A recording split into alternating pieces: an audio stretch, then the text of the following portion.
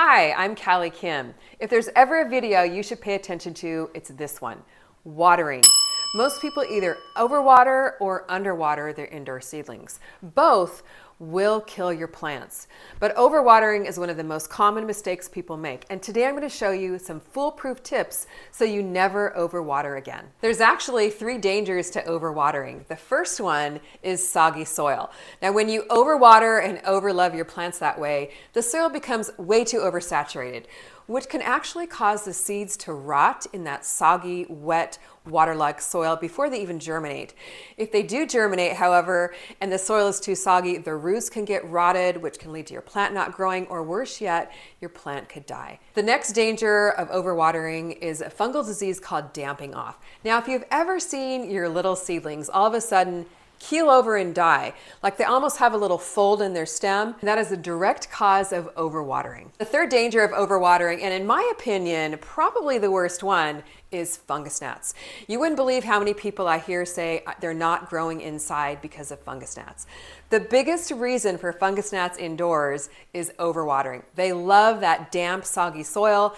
That's where they tend to lay their eggs. Then they burrow down and eat away at the roots of your plants, which can cause your plants to die. So if you want to avoid fungus gnats in your indoor garden, avoid overwatering at all costs. Now, I know what you're thinking. When the heck then do I water my plants? I don't want to underwater.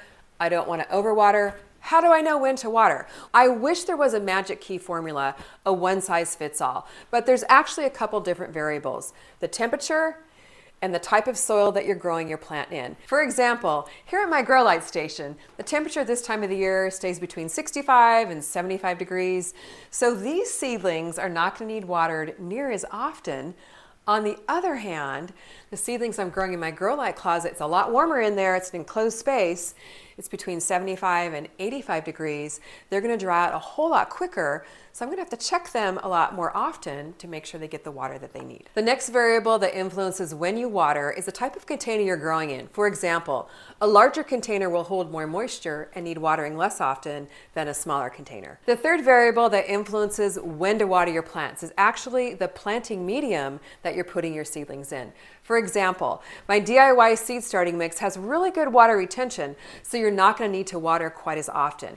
But if you're using a coarser potting mix, you're going to have to water a lot more often because it has more airflow in it and the soil is going to dry out a lot quicker.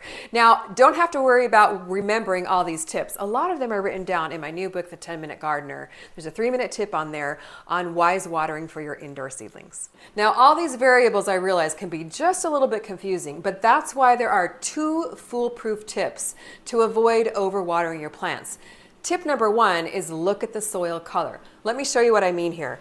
My little bean and cucumber seedlings here, the top of the soil is a nice light brown color. In contrast, the cucumber seedlings right here, the soil is a dark brown color. Which one do you think needs watering?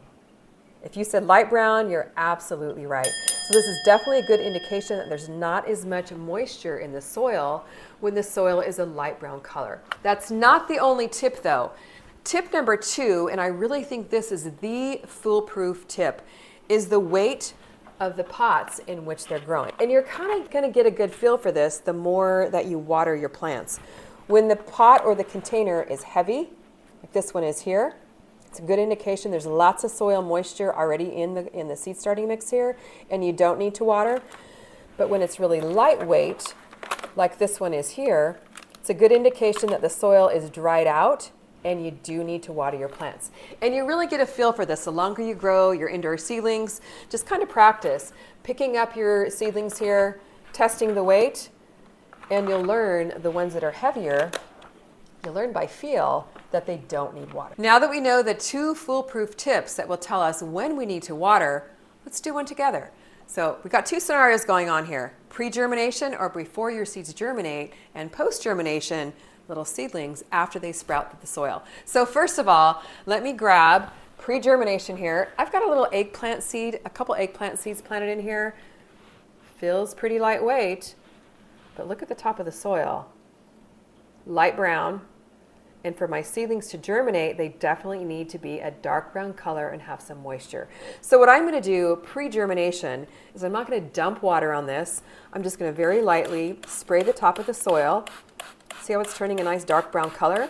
Putting some good moisture in there. So the seeds that are barely 1/8 of an inch or so underneath the soil surface are going to get that moisture and then germinate. Now, if I was to flood this and dump it with water so it's really super overly soggy and saturated, like this little seedling tray is here, the seedlings would get way too soggy, probably rot, and then not germinate at all. Now, I know what you're probably thinking. She sure is spraying that a lot, but you know what? It's a nice light spray. It's nice and gentle, so it's not displacing those tiny seeds. Now, when your seedlings germinate, they are growing bigger. They're also going to be establishing their roots, so they do need a deeper watering. However, what you don't want to do at this point is pour water on the top, like I'm doing right here.